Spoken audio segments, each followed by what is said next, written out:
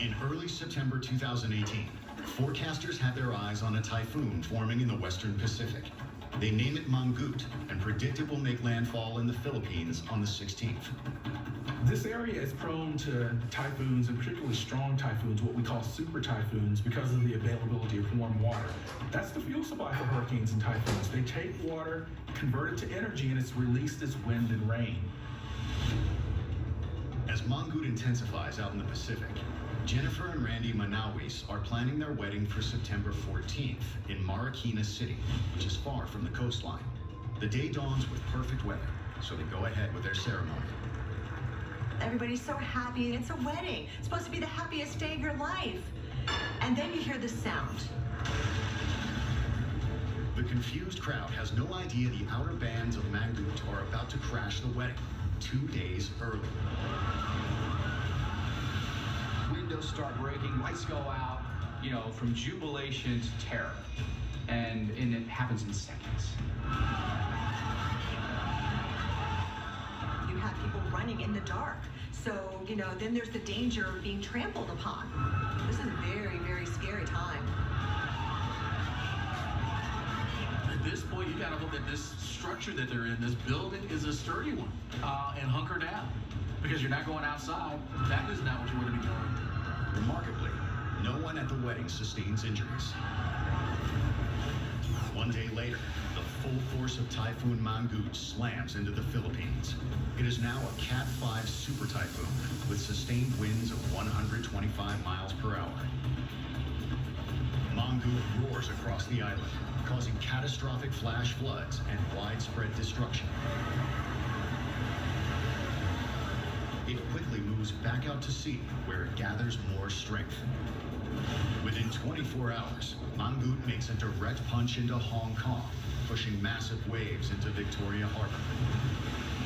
Hong Kong certainly took the brunt of this storm. They got into that eye wall. That's where you've got the strongest of the winds, as well as the heaviest of the rain coming on it. This is a horrible storm. You're talking about 177 mile an hour winds. Pressure was down to 905 millibars. I mean, look at this. Looks like a scene from Godzilla. You see these tall buildings that are taking the brunt with these winds, windows being blown out.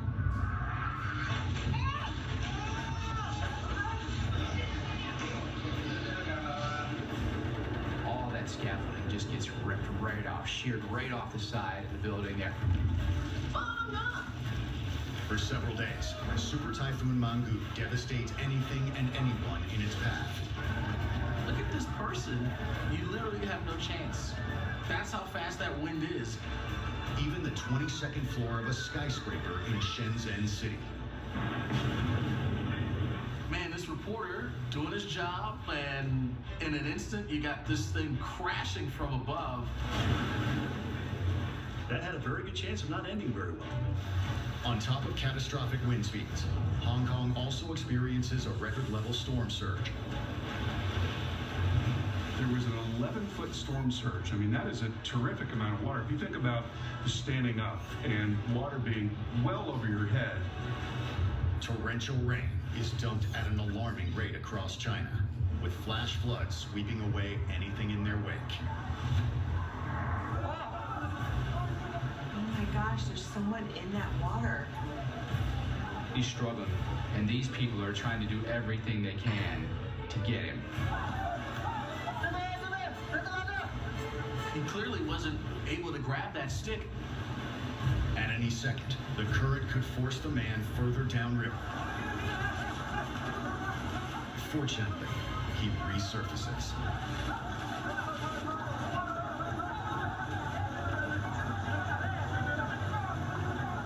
They finally get him onto the bridge, and not a moment too soon.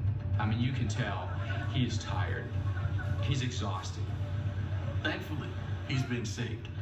If it wasn't for the bridge, he wouldn't be. He'd still be going down the water. In the aftermath of Mangkut, China and the Philippines have taken the brunt of the storm. At least 134 lives are lost, with over $3 billion in damage. This one ends up becoming one of the most costly typhoons in history. and you can see why. It was just so strong.